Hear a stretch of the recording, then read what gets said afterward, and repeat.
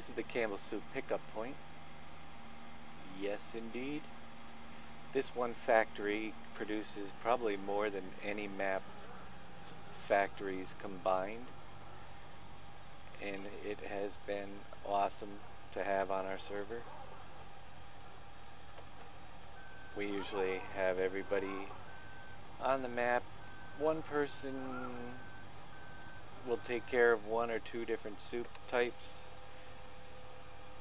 Open the gates and we'll give you a tour. As you can see though, we cannot get through. This is a one-way entrance. We can only come out that way. Let me go back down around the other side. It's hard to believe this video has been 15 minutes already, and I have barely showed you any of this map. This is the third video. I'm gonna let this one run and we'll see if we can post up a little bit bigger video this time without any difficulty. If not, I'll have to split it in two. Come around to the Campbell Soup Factory. You can weigh in if you had anything in the trailer, but we're gonna just skip right through it. And Campbell's, welcome to Campbell's. In here we make 8 different types of soup, and you can see there's tomato, carrot, and beef, and that's what goes into the beef consomme. We did include the animals in each animal is used in a recipe now, so depending on what type of animal it is, depends on how many you need. Animals are converted into tens of thousands of units, so one piece of beef, beef cattle might convert into, say, 10,000, the equivalent of 10,000 tomatoes or 10,000 carrots. Now, typically what we do on our server is the person that actually owns the beef producing farm controls the beef producing soup, make sure it's stocked up. Over here we have a cattle one. The person who owns the cattle farm keeps the cattle, the beef with vegetables and barley soup going. Then we have dairy farm, brings milk down here for the cream of potato with potatoes and piglet for that bacon flavor. So the dairy guy and the piglet guy keep that thing going pretty good. We have the onion, salt, French onion soup with calf for the beef stock. We have onion, this is minestrone, carrot, and tomato. And then I needed to find some recipe with lamb in it, and apparently in the United States we don't have much of anything, but I found this nice Canadian soup called Scotch broth, which actually has lamb in it, so that's what I use. Barley, carrots, and lamb. And it was a Campbell's soup, but not available in the US that I know of. Definitely available in Canada. Cream of onion takes the potato, onion, and milk. And we have the chicken vegetable with potatoes, carrots, and of course your chickens. 8 different factories in one, basically, up here on the hill, and it is a blast when we get convoys of all our guys on the server going to sell off the soup. Here are the soup pickup points right down the side, and if that wasn't enough, we have lots and lots of other factories to show you as we go here.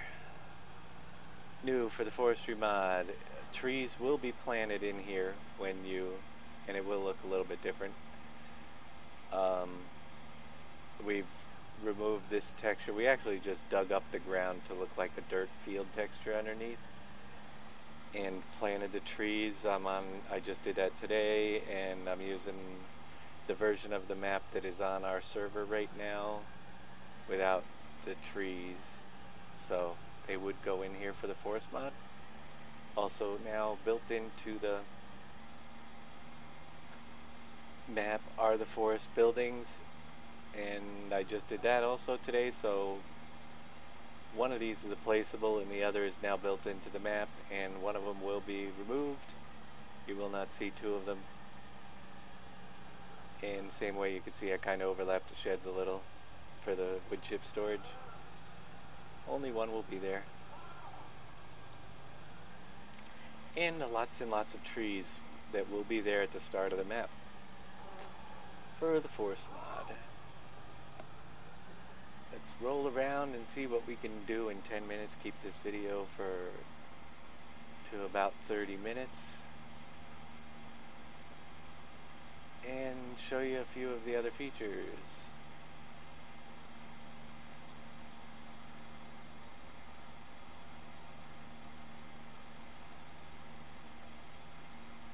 Down here on the right we have the Del Monte Company. They make canned vegetables, and it's closed because we don't have any coal left. This is a new sell point. They take cement from the cement factory, which we'll show you in a little bit, probably next video because it's on the other side of the map. This is one of the best and newest features, the Piggly Wiggly Supermarket. Also uses the Universal Process Kit, so numbers when you're on the server don't update live, but you will see the correct numbers when you first log in until we get that fixed.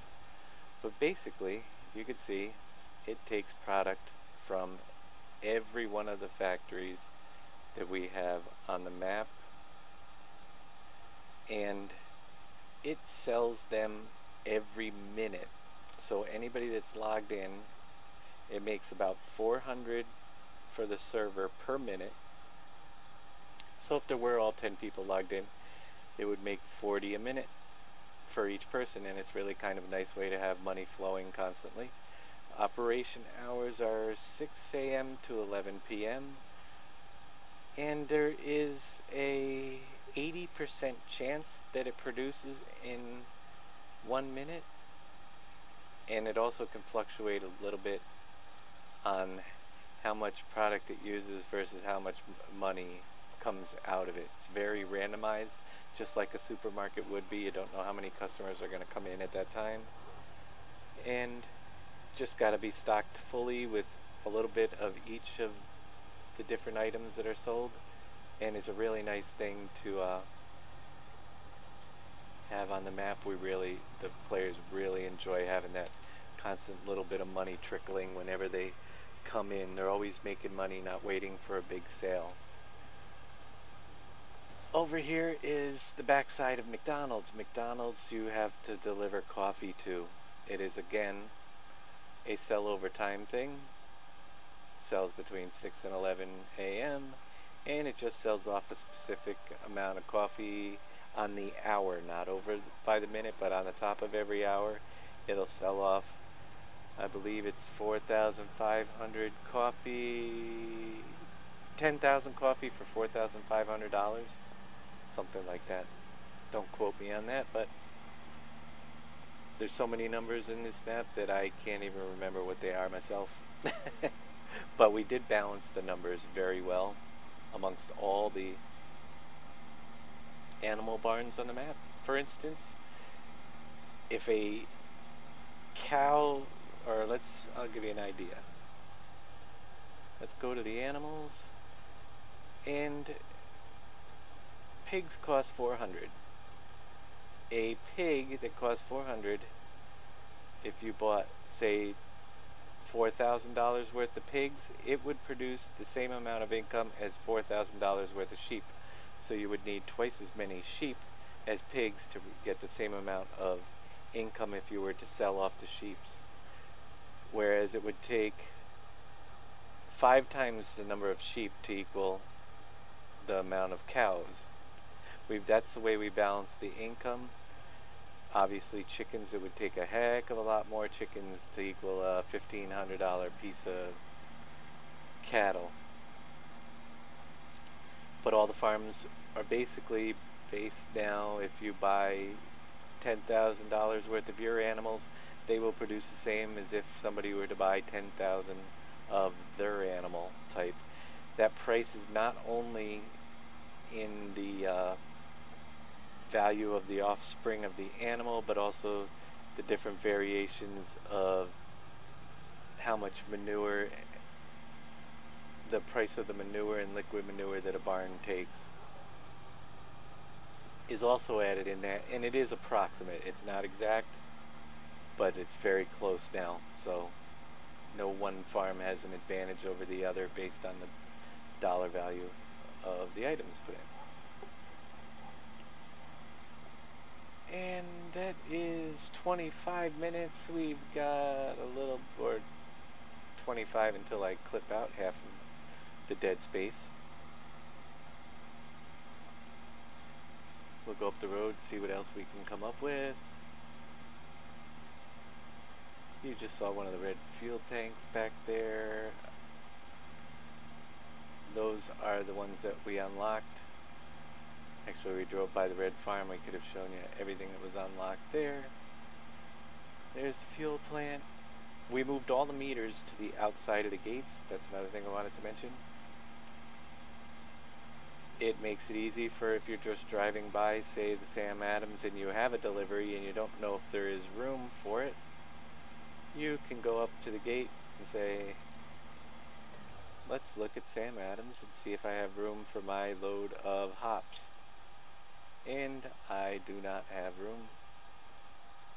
Well, I do have room, but I don't have coal to get myself in there, so it's closed.